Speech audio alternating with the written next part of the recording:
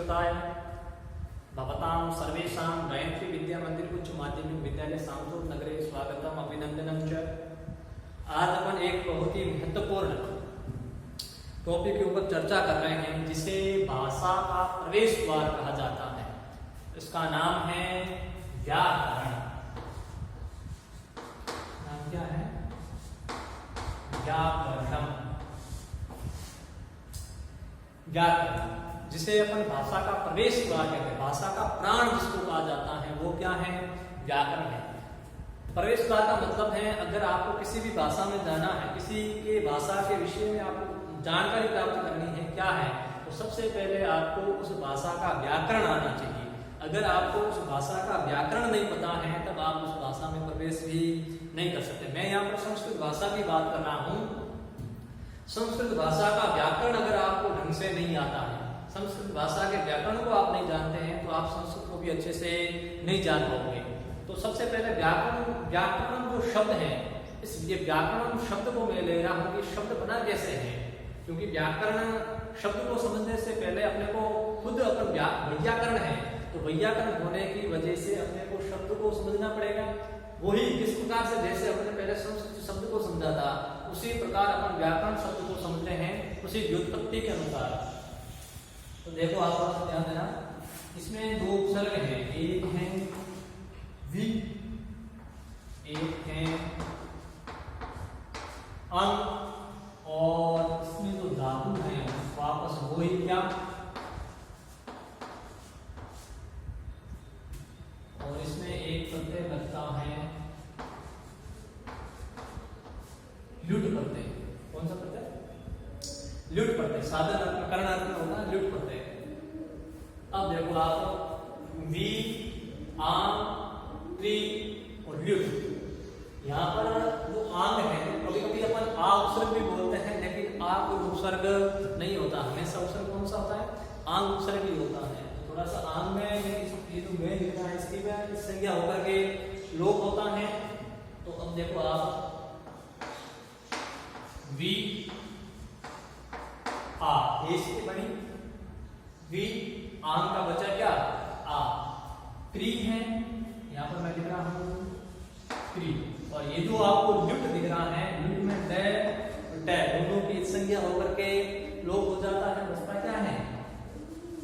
You बचता है। और एक व्याकरण में नियम है, यू के स्थान पर अन आदेश हो जाता है। पाणिनि का सूत्र है युगोर नाको। युगोर नाको क्या कहता है, थोड़ा आप इसको समझोगे। ये कहता है यू और हु, यू हुर अन अपौ, इसके स्थान पर तो अन और इसके स्थान पर अप आदेश करता है, यू वो अन अपौ, युगोर नाको। तो अपने पास क्या है? यू है, तो यू के स्थान पर आदेश भी क्या करेगा? अनादेश करेगा। तो मैं यहाँ पर लिख सकता हूँ यू को क्या आदेश हुआ? अनादेश हुआ। क्री है, क्री के बाद स्वर भी लिखना है, और क्री में जो बचा है री, क्री में क्या है?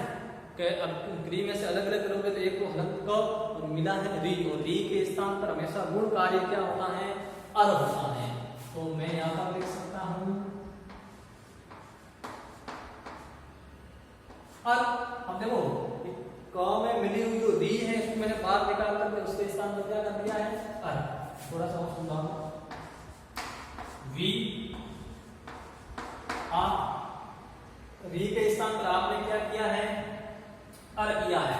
तो अब आप क के अंदर अर मिलाओ, क्या बना? कर, और आगे क्या है आपका? अन है। अब देखो आपने अगर यण संधि के बारे में पढ़ा है तो यण संधि में क्या होता है?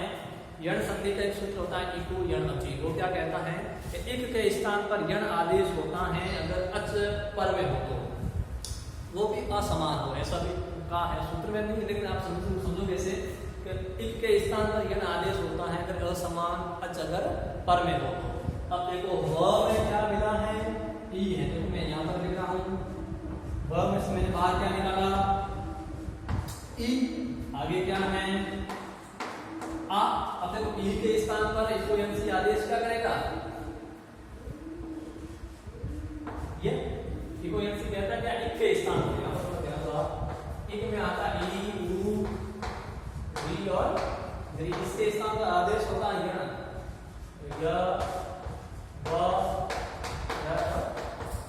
अपने पास क्या है ई है, तो ई के स्थान पर आदेश में क्या होगा, ये आदेश होगा। तो बी ये अ क र अन, अब देखो रे आधे में अ मिला हुआ पूरा हो जाएगा। अब मैं इसको वापस से ले रहा हूं, रे आधा है, व के बाद में ई के स्थान पर आपने किया है ये में आ मिला तो ये आधा था, आ मिला तो बना व्या, यहाँ पर है आगे क, में रे आधा में अ मिला तो हो गया है पूरा, और इधर है आपका शब्द बना व्याकरण, क्या बना व्याकरण। अब एक और सूत्र आता है इसमें, अटको को वांग्य लुम्य वायपि, अटको को वांग लुम्य वायपि क्या कहता है, हमेशा थोड़ा इतना ध्यान रखो, अट को आंग लुम्य, इनका अगर एकांत का अगर व्यवधान हो तो वहां पर कोई नत्व कार्य होता है, अर्थात ने के स्थान पर नय होता है। सरल तरीके से आप ऐसा समझो, जब कभी भी आप ने के स्थान पर आप क्या करोगे, ने करोगे, तो हमेशा ध्यान रखना उस शब्द से पहले आपको क्या दिखेगा, यहाँ तो दिखेगा र, यहाँ पे आपको दिखेगा मूर्धन्य श। हमेशा रे और श के बाद में कभी भी आपको ने दिखे तो उसके स्थान पर आप क्या करोगे, ने करोगे।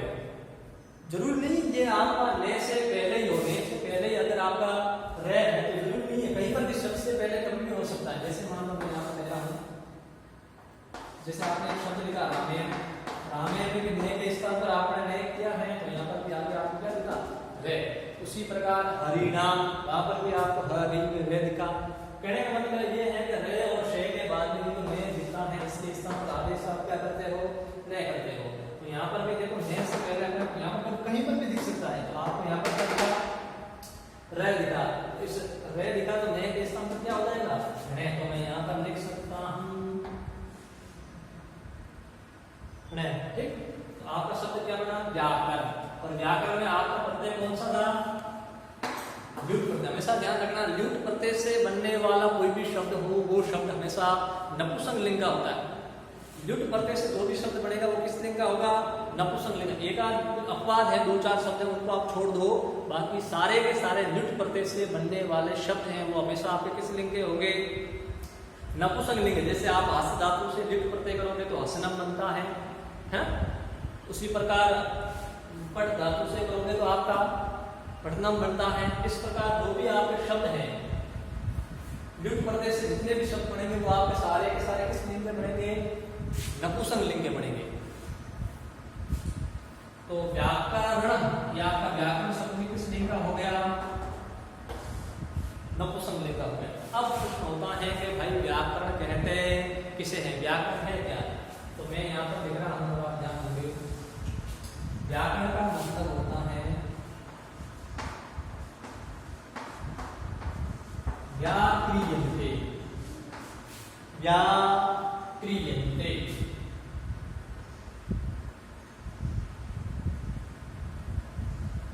साधन है अनेन इति व्याकरणम्। व्याक्रियन्ते अनेन इति व्याकरणम्। थोड़ा सा आप ध्यान दोगे, क्या व्याक्रियन्ते का मतलब होता है व्युत्पत्ति। व्याक्रियन्ते का मतलब क्या होता है,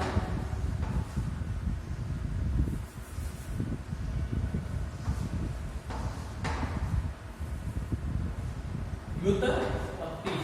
व्युत्पत्ति कहने का मतलब तो व्युत्पत्ति करने का जो साधन है, व्युत्पत्ति जो व्युत्पत्ति करता है, व्युत्पत्ति की जाती है। तो व्याक्रियन्ते अनेन इति व्याकरणम्, जो व्युत्पत्ति करता है, व्युत्पत्ति करने का जो साधन है, अनेन में जो तृतीया विभक्ति है, कौन सी विभक्ति है, तृतीया। तृतीया विभक्ति साधनार्थ में होती है, तो ये अपना क्या है, साधन है। साधन का मतलब होता है किसी भी कार्य को करने में जो अपने को सहायता प्रदान करे वो अपना क्या कहलाता है, साधन कहलाता है। तो व्याकरण भी एक साधन है, साध्य नहीं है। व्याकरण अपना क्या है, साधन है। कैसे, तो ये शब्दों की व्युत्पत्ति करने का साधन है। व्युत्पत्ति का मतलब मैंने पहले ही बताया था, कौन सी प्रकृति है, कौन सा प्रत्यय है, शब्द बना कैसे है, मतलब शब्द को पूरे को तोड़ देना, तोड़ करके पता लगाना इसमें है क्या। तो वो व्युत्पत्ति करने का साधन अपना क्या है, व्याकरण है। अब प्रश्न हुआ व्याक्रियन्ते, व्युत्पत्ति करता है तो व्याक्रियन्ते, व्युत्पाद्यन्ते, किसकी करोगे भाई आप? व्युत्पत्ति करोगे किसकी? तब प्रश्न होता है कि व्युत्पत्ति हम शब्दों की करते हैं। तो मैं यहाँ पर लिख सकता हूँ शब्दाः या क्रियन्ते व्युत्पाद्यन्ते शब्दाः अनेन व्याकरणम। अर्थात शब्दों का जो व्याकृतीकरण जो करता है, शब्दों का जो व्युत्पादन जो करता है, उनको करने वाला जो आपका साधन है, वो साधन ही अपना क्या कहलाता है? व्याकरण कहलाता है। ध्यान रखना, व्याकरण क्या है? साधन है, साध्य नहीं है। इसको अपन क्या कहते हैं? व्याकरण को भाषा का प्रवेश द्वार, ध्यान रखना, भाषा का प्रवेश द्वार, भाषा का प्रवेश द्वार या भाषा का प्राणी कह दो आप। भाषा का प्राणी कौन है? व्याकरण है। थोड़ा और समझो इसको। ये जो व्याकरण है, जो वेद है, आपने वेद के बारे में सुना है, ये जो 4 प्रकार के जो वेद हैं, तो 4 वेद हैं और इसके वेद के अंग कितने हैं? 6 हैं। तो 4 वेद और 6 वेदांग। तो 6 वेदांग है, उन 6 वेदांगों में से एक अंग कौन सा है? आपका व्याकरण भी है ना? कौन कौन से 6 अंग? एक तो है आपका शिक्षा, एक है आपका कल्प, एक है आपका व्याकरण, निरुक्त, छंद और व्याकरण, सॉरी ज्योतिष। ये 6 प्रकार के आपके वेद के क्या है? अंग है। उन 6 प्रकार के वेदों के अंगों में से सबसे जो प्रधान अंग है, वो सबसे प्रधान अंग कौन सा है? आपका व्याकरण है ना? क्योंकि इसको वेदों का मुख कहा जाता है। मुखम व्याकरणम स्मृतम, ये पाणिनीय शिक्षा में कहा है कि मुखम व्याकरणम स्मृतम, अर्थात वेदों का मुख किसे जानना चाहिए? व्याकरण को जानना चाहिए। बाकी जितने भी वेदांग हैं, उन वेदांगों से अगर आपको पता करना है वेद के बारे में, तो अपन व्यक्ति का मुख देखते हैं भाई। अगर अपन व्यक्ति का मुख देख रखा तभी अपन पता करते हैं कि ये व्यक्ति कौन सा है। उसी प्रकार अगर आपको वेदों के बारे में जानना है, उसके बारे में समझना है, तो आपको किसके बारे में जानना होगा? व्याकरण के बारे में जानना होगा। क्यों? क्योंकि ये वेदों का क्या है? वेद रूपी जो पुरुष है, वेद रूपी जो, वो उसी जिस प्रकार मनुष्य जो अपन है, इस मनुष्य का अपना प्रधान क्या होता है? मुख होता है। उसी प्रकार वेदों का मुख क्या है? व्याकरण है। इसलिए व्याकरण प्रधान है। समझे मेरी बात? आगे और समझो थोड़ा भाई। अब प्रश्न होता है कि मैं व्याकरण क्यों पढ़ूं? अपन कोई कार्य करता है तो भाई मैं क्यों करूं कार्य? कुछ आपको कहूं तो भाई आप ये पढ़ो, तो आप कहोगे भाई मैं क्यों पढ़ूं? इसलिए यहाँ पर थोड़ा कहते हैं कि आप व्याकरण पढ़ते हो तो आप व्याकरण में क्यों पढ़ूं? तो व्याकरण के मुख्य कितने प्रयोजन हैं? 5 प्रयोजन हैं। और व्याकरण के गौण प्रयोजन कितने हैं? 13 प्रयोजन हैं। तो मुख्य जो 5 प्रयोजन है उसकी चर्चा करना चाहोगे। सबसे पहला है रक्षा, ऊह, आगम, रक्षो, आगम, लघु असंज्ञा, एक लघु,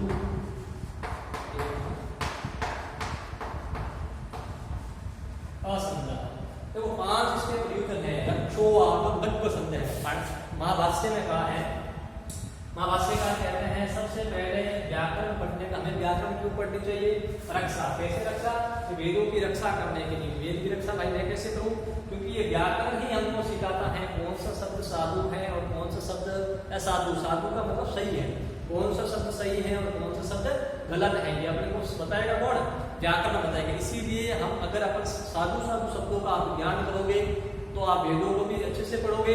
इसलिए अगर आपको वेदों को रक्षा करनी है, वेदों की रक्षा हमेशा व्याकरण पढ़ने वाला ही कर सकता है, क्योंकि उसको शब्दों का ज्ञान होता है, साधु शब्दों का ज्ञान होता है। इसीलिए वेदों की रक्षा करने के लिए भी आपको क्या पढ़ना चाहिए? व्याकरण। अगला है ऊह। ऊह का मतलब होता है परिवर्तन। कैसे?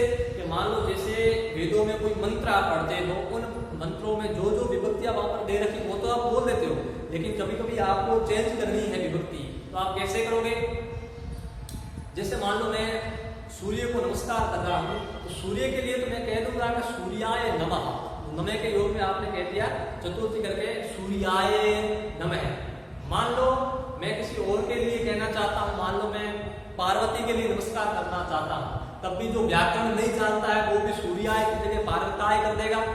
तो आपको व्याकरण जानने वाला होगा वही अच्छे से उसको वहां पर कर पाएगा कि पार्वत्य ही वहां पर वो चतुर्थी करेगा। मेरे कहने का मतलब ये है जो व्याकरण जानने वाला होगा वही शब्दों का परिवर्तन कर सकता है। हर कोई नहीं कर सकता। तो कभी कभी अपन सुनते हैं ना कि नमस्कार करना है तो लक्ष्माय नमः, और जो भी नाम आता है, अगर वो शब्द स्त्रीलिंग का है, पुल्लिंग का, कोई उनको लेने देने नहीं है, वो आय आय लगाते जाते हैं, नमे करते जाते हैं, इसका मतलब उन लोगों को व्याकरण का ज्ञान नहीं है। जो व्याकरण का ज्ञान रखने वाला होता है वो अच्छे से शब्दों का प्रयोग भी करता है। दूसरी बात, आगम। आगम का मतलब होता है, ऐसा इसमें महाभाष्य में कहा है कि जो ब्राह्मण होते हैं, ब्राह्मणों के द्वारा बिना किसी भाव के, निष्कारण भाव में, ब्राह्मण निष्कारण धर्म, मतलब ब्राह्मण का एक निष्कारण धर्म होता है, तो उनको हमेशा वेदों का अध्ययन करना चाहिए। तो वेदों का अध्ययन अच्छे से ब्राह्मण कब कर पाएंगे, तो व्याकरण जानेंगे। भाई व्याकरण को जानेंगे नहीं तो साधु शब्दों का प्रयोग भी नहीं कर पाएंगे। इसीलिए कहते हैं कि आप साधु शब्दों को जानो, क्योंकि ब्राह्मणों का धर्म है कि आप वेदों को पढ़ो। इसीलिए आपको भी क्या पढ़नी चाहिए, व्याकरण। व्याकरण पढ़ोगे तभी आप अच्छे से वेदों का पढ़ पाओगे, उसमें प्रवेश कर पाओगे। अगला है लघु। ये बढ़िया है। लघु का मतलब होता है लघुता, छोटा रूप। जब आप किसी को पढ़ते हो, व्याकरण का मतलब है छोटा रूप कर देना। जैसे पाणिनि ने आपने देखा होगा, पाणिनि का जो अष्टाध्यायी ग्रंथ है उसमें लगभग 4000 के आसपास सूत्र हैं।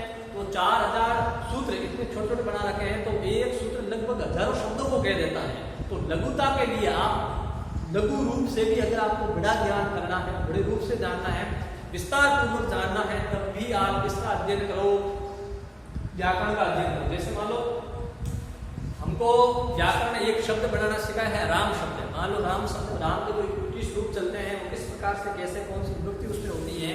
अगर आपने उन सूत्रों के द्वारा राम शब्द के संपूर्ण 21 रूपों को बढ़ा लिया, तो संसार के आकार जितने हजारों लाखों करोड़ों शब्द हैं, वो सारे के सारे आप उस शब्दों को बनाने में क्या हो, सक्षम हो। तो ये सब शब्दों का ज्ञान आपको किसने करवाया, व्याकरण ने करवाया। तो मतलब ये लघु रूप से लघुता है। अगर लघु रूप से आपको संपूर्ण ज्ञान करना है, उसके लिए भी आपको क्या पढ़ना चाहिए, व्याकरण। अगला है असंदेह। असंदेह का मतलब होता है ऐसे शब्द पढ़ो जिस पढ़ने से आपको कोई संदेह ही ना हो। मतलब कभी कभी क्या होता है, हम पढ़ते हैं ना कि इसमें कौन सा समास है, इसमें कौन सा समास है, कभी गड़बड़ा जाते हैं। व्याकरण में ज्यादा होता है, कभी कभी आदि उदात्त हो जाता है, कभी कभी अंत्य उदात्त हो जाता है, कभी कभी पूरा का पूरा जो उदात्त और अंदात स्वरों की वजह से, समास होने की वजह से पूरे अर्थ का अनर्थ हो जाता है। जो आप अर्थ करना चाहते हो वो आपके थोड़े से संदेह की वजह से पूरा का पूरा क्या होता है, शब्द का अनर्थ, अर्थ का अनर्थ हो जाता है। इसीलिए आपका असंदेह हो, आपको व्याकरण आप पढ़ने वाले हो और आपके सामने कोई भी शब्द आए तो उस शब्द में आपको कभी भी संदेह दिखेगा ही नहीं। इसीलिए आपको क्या पढ़ना चाहिए, व्याकरण पढ़ना चाहिए असंदेह के लिए। क्योंकि आप अगर संदेह होगा, इसमें ये हो सकता है तो व्याकरण पढ़ने वाला होगा उसको कोई संदेह होगा ही नहीं। कभी कभी क्या होता है, जब कोई अपन शब्द देखते हैं या पद देखते हैं, कहते हैं यार इसमें पढ़ते ये है या ये है, तो व्याकरण पढ़ने वाला होगा उसको ये संदेह होगा ही नहीं, वो सीधे से बताएगा कि इसमें यही पढ़ते हैं। तो आपको भी इस प्रकार का ज्ञान हो, इसीलिए आपको भी क्या पढ़ना चाहिए, व्याकरण पढ़ना चाहिए। तो अभी आपने सीखा व्याकरण शब्द के बारे में, व्याकरण का अर्थ आपने सीखा, व्याकरण के 5 प्रयोजन है, 13 प्रयोजन और भी होते हैं जिसमें आप पढ़ते हो ते, अशुदा, दुष्ट है, शब्द है, यस्तु, प्रयुक्त है, सारस्वती, अविद्वांसी, इस प्रकार कुछ 13 प्रयोजन है, वो गौण प्रयोजन। लेकिन जो मुख्य रूप से जो प्रयोजन है व्याकरण के, वो कितने हैं, 5 प्रयोजन है। तो एक बार मैं और चर्चा कर रहा हूँ आपके सामने। व्याकरण में वी, आंग, क्री और युक्त प्रत्यय से मिलकर आपका कौन सा शब्द बनता है, व्याकरण शब्द बनता है। युक्त प्रत्यय से बनने वाला शब्द किस लिंग में है, नपुंसक लिंग में होता है। लेकिन कुछ एक अपार दो चार ऐसे शब्द हैं जैसे रचना आदि कुछ बनते शब्द है, तो वो उसमें पढ़ते तो युक्त लेकिन अलग लिंग में जाते हैं। लेकिन आप थोड़ा सा इसमें ध्यान रखना, युक्त प्रत्यय से बनने वाला शब्द व्याकरण है और वो किस लिंग का, आपका नपुंसक लिंग का। व्याकरण का मतलब होता है व्याक्रियन्ते व्युत्पाद्यन्ते शब्दः अनेन व्याकरणम्, अर्थात शब्दों की जो व्युत्पत्ति करता है, कौन सा शब्द साधु है और कौन सा शब्द असाधु है। साधु का मतलब सही, कौन सा शब्द सही है और कौन सा शब्द गलत है, इनका हमको जो ज्ञान करवाने का जो साधन है, इनका जो हमें ज्ञान कराने का जो साधन है वही क्या कहलाता है, व्याकरण कहलाता है। अब देखो आप व्याकरण शब्द कैसे, आपने अभी सीखा है, इसको भाषा का प्रवेश द्वार